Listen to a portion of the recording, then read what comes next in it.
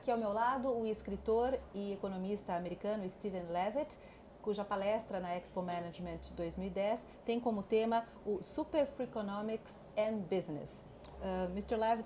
Muito obrigada por se juntar a nós nesta entrevista.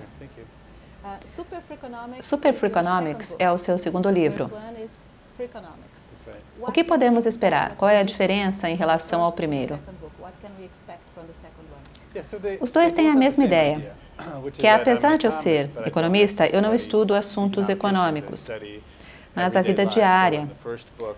No primeiro livro escrevi sobre drogas, venda de drogas para trabalhadores do McDonald's e por que importa o nome dado a seus filhos. Traição no Japão, aborto e crime.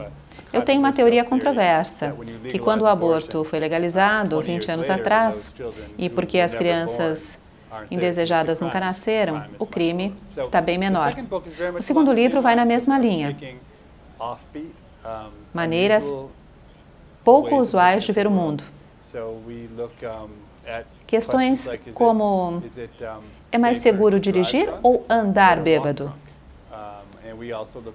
Também olho para o aquecimento global, terrorismo, altruísmo, se as pessoas são boas ou más. Economistas tendem a pensar que as pessoas são egoístas. Olhamos evidências em tópicos assim. Na Expo 2010, sua palestra se chama Super Freakonomics e Negócios. Como seu livro se aplica aos negócios? Não é que os livros se aplicam a isso. Alguém decidiu que são livros de negócios. Não estou certo disso. Se você ler os livros, verá que não tem nada a ver com os negócios. Mas uma vez que você escreve um best-seller de negócios, você se torna um expert. Os CEOs te chamam para você dizer a eles como fazer negócios. Mas não sei nada de negócios, mas eles continuam me chamando. E o que você diz a eles, então? Primeiro, nem sabia o que dizer, mas aprendi. E vou falar sobre o que aprendi sobre negócios. São ideias simples. As pessoas esperam que eu, como professor, seja complicado e complexo. Mas é o contrário. Acho que pessoas de negócios perdem os insights simples.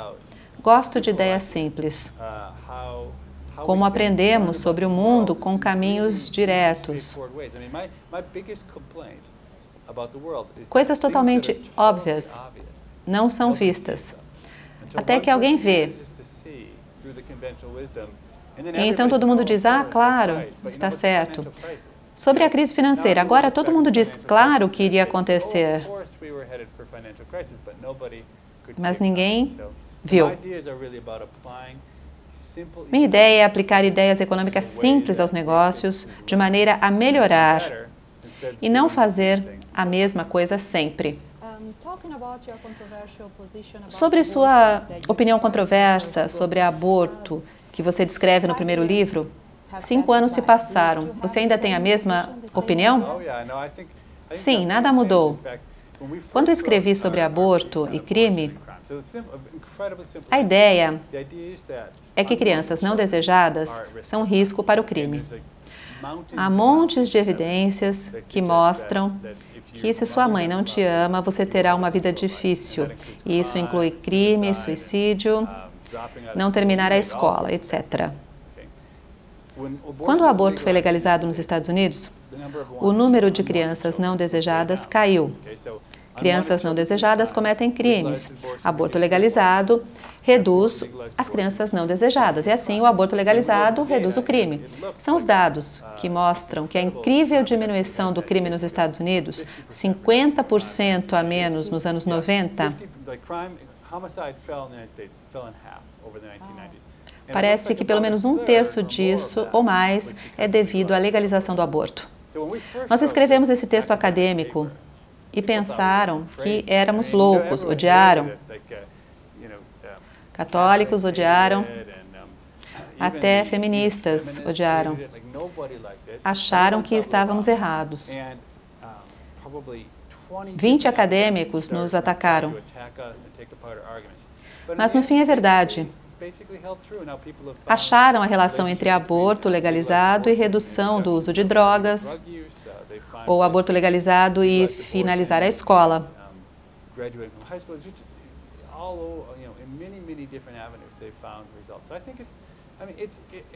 É uma ideia simples.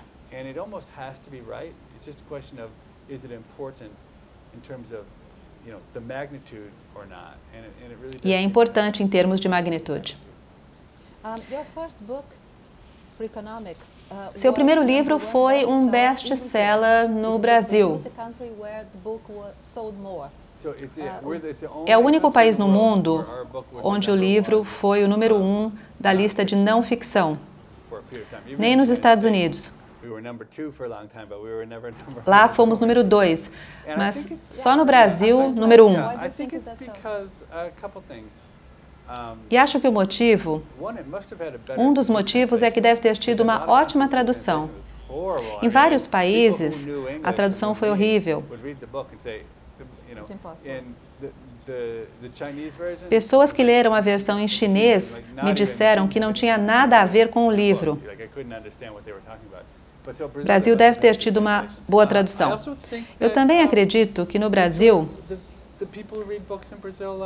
há um grande número de intelectuais. E nosso livro é para pessoas interessadas no mundo, que pensam sobre o que faz sentido ao redor deles. E, claro, a tradução. Na Alemanha, a tradução foi provavelmente a pior. Lá vendemos 15 cópias no total. Quais os destaques do seu segundo livro?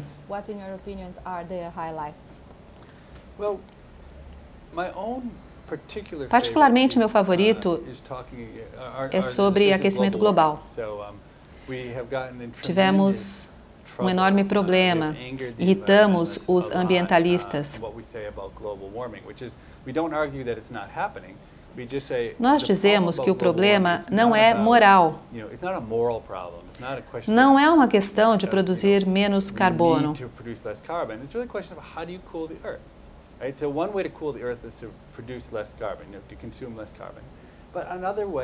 Mas falamos de outros caminhos, através da tecnologia, do que é chamado geoengenharia.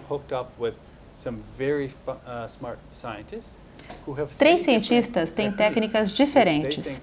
Eles pensam que com alguns milhões de dólares poderiam resolver todo o problema. Por exemplo, um dos métodos seria colocar nuvens sobre os oceanos. Os oceanos são muito escuros e absorvem muito calor. As nuvens refletiriam a luz.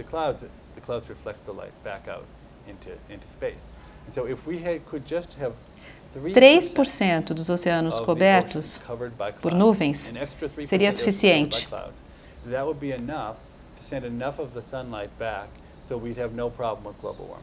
Mas a questão é como fazer isso, como se cobre 3% dos oceanos com nuvens. 10 mil pequenos barcos jogariam água salgada no ar. E isso criaria as nuvens. Os barcos deixariam um rastro, como os aviões. Seria suficiente. 10 mil barcos fariam nuvens suficientes para tornar o aquecimento global sem importância. Mas os ambientalistas ficaram loucos. É muito fácil. Eles querem que soframos. Um país como os Estados Unidos, que produz tanto carbono, lá temos que sofrer e mudar nosso estilo de vida, porque é uma questão científica e moral. Mas nós dizemos, esqueça a moral, vamos apenas resolver o problema. Mas nós nos tornamos os inimigos públicos número 1 dos ambientalistas. Seu trabalho coloca tópicos econômicos no dia a dia de pessoas comuns?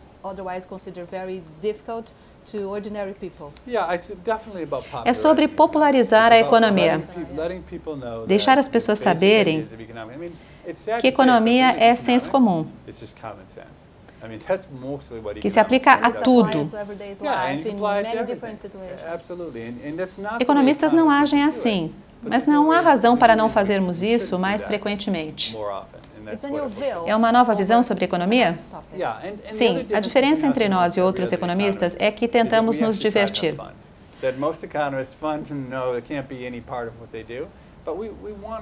Nós falamos sobre andar ou dirigir bêbado. Todos sabem que não devem dirigir bêbados, é perigoso. Dirigir bêbado nos Estados Unidos causa 13 vezes mais chances de provocar um acidente fatal. Ninguém fala de andar bêbado. E se você analisar os números, é 8 vezes mais perigoso andar bêbado do que dirigir bêbado. Se você tem que ir 2 milhas, é melhor dirigir do que andar bêbado. Não há nada mais perigoso do que andar bêbado, especialmente em uma cidade grande como São Paulo. Mr. Levitt, thank you so much for your interview. Thank you. My pleasure. Portal HSM, o melhor conteúdo de gestão.